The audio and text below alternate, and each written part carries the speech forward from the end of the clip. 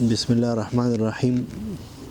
زه د وایس اف ګندهار ډیر مشکور یم چې هغه موږ ته ټیم راکو راغل. زه د هغې شکریه ادا کوم. د هغې نه علاوه هغې چې کوم سوالونه وکړل نو مختصرا د هغې متعلق به زه دا ووایم چې دینی خدمات زمونږ ملي او دینی فریضه ده چې د قام مسلمان او د انسانیت د خیر ښېګړې لپاره زمونږ نه څه کېږي چې مونږ په هغې کې هغه وکړو، او خصوصا تعلیم دا د یو قوم د ترقۍ او د تعمیر بنیادی پوړی ده، بنیادی زینه ده چې په دې باندې یو قام ترقي کوي. هندستان ته د انګریز راتلو نه پس چې کله د علیګړ بنیاد کې خود انګریز او دنیاوی او دینی علوم بیل کل او د علیګړ د نصاب نه دینی علوم اوستل، نو علماء کرام پریشان شو چې د دې علوم بقا به څنګه کیږي. د هغې دپاره د دارالعلوم دیوبند بنیاد کې خودو، او نن الحمدلله په ټول عالم کې د دارالعلوم دیوبند بچي هغه د دینی علومو د بقا او د هغې د تحفظ او هغه عملی جامه کې راتلو دپاره خپل زندګۍ وقف کړي دي او محنتونه کوي. زموږ د مدرسه جامع اصحاب صفا هم د هغې یو کړی ده. موږ په جامعة علوم الاسلامیه بنوري ټاون کې سبق ووی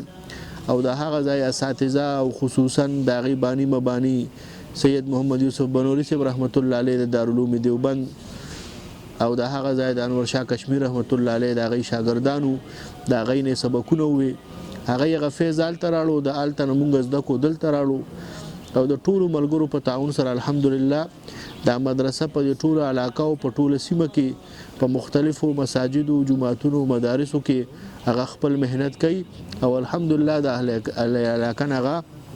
پټه نه ده، ښکاره ده. باقي زما ګران ملما د اتحاد بین المسلمین حوالې سره ماته وویل چې تاسو څه خبرې وکئ، نو الحمدلله زموږ د مزاج نه زموږ د کار نه دا ټوله علاقه واقفه ده.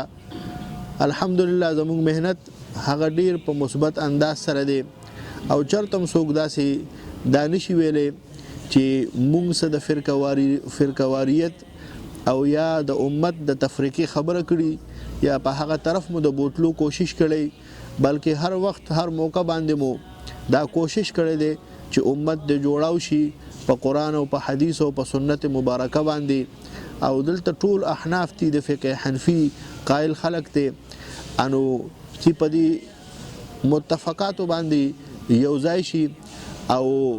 خپل دینی او سماجی کارونه هغه مخ پر وړاندې بوزي او امت او انسانیت د تفریقې نه بچ کړي. د 5 فروری حواله سره زما ګران ملما هغه زمانہ پښتنو کچې دی حواله سره وتاسو سو وای. نو زمون خو مشرانو خصوصا غید شاه محمد شیب رحمت الله علیه ذکر کو ټول عمر جهاد کړی دی د سکانو سره، هغه زمانہ په دې سیمه باندې سکانو او داغوی زوی سعد الدین صاحب دکنیر باباجي صاحب دغه په ژوند باندې هغه شهید شوی دی په معرکه کې. خپل مغی د پیر سباق په محاذ باندې په هغه لوی جنگ کې چې د سکانو سره رنجیت سنگھ دی سره پولا سنگھ دغه کمانډینګ کې غي سره جنگ کړی دی، غي مردار کړی، خپل هغه کې شهید شوی دی. سواد باباجي صاحب سیدو رحمت الله علیه غي ور سره عبدالغفور سواد باباجي صاحب. نو د جهاد دا سلسله خو الحمدلله زمونږه د دین اهمه فریضه ده، او بیا هغه خاندانی اثر په خپل ځای باندې. نو د کشمیر حلم هغه جهاد دی، وطن دا په جهاد باندې او د مسلمان ظلم دا په جهاد باندې ختمیږي، مخکې ختم شوی دی، اوس هم ختمیږي، بیا هم ختمیږي.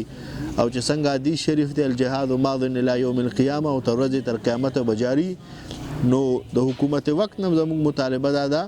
چې زر نظر دی خپل فوجونه هغه کشمیر ته داخل کړي، لکه څنګه چې انډیا داخل کړي دي، او د کشمیر د مظلوم مسلمانانو په دې आवाज باندې چې وما لكم لا تقاتلون في سبيل الله والمستضعفين من الرجال والنساء والولدان يقولون ربنا اخرجنا من هذه القرية الظالم اهلها. قران کریم وای چې د مسلمانانو ته څه شي وي چې د جهاد نه کوي، چې د یو علاقې کمزوري مسلمانان زنانه او خلک چغي وي چې یا الله تبارک وتعالى د دې ظالم خلقونه د دې ظالم کلی نه مونږ او باسي مونږ ته لار هغه کولاو کې. نو دا غي خو کرفیو دا بندي نو که زمونږ په وس کې داشته او خصوصا د حکومت وخت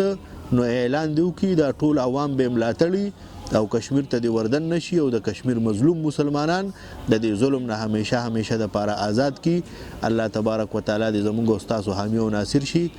وصلی الله تعالی علی خیر خلقه محمد و آله و صحبه اجمعین.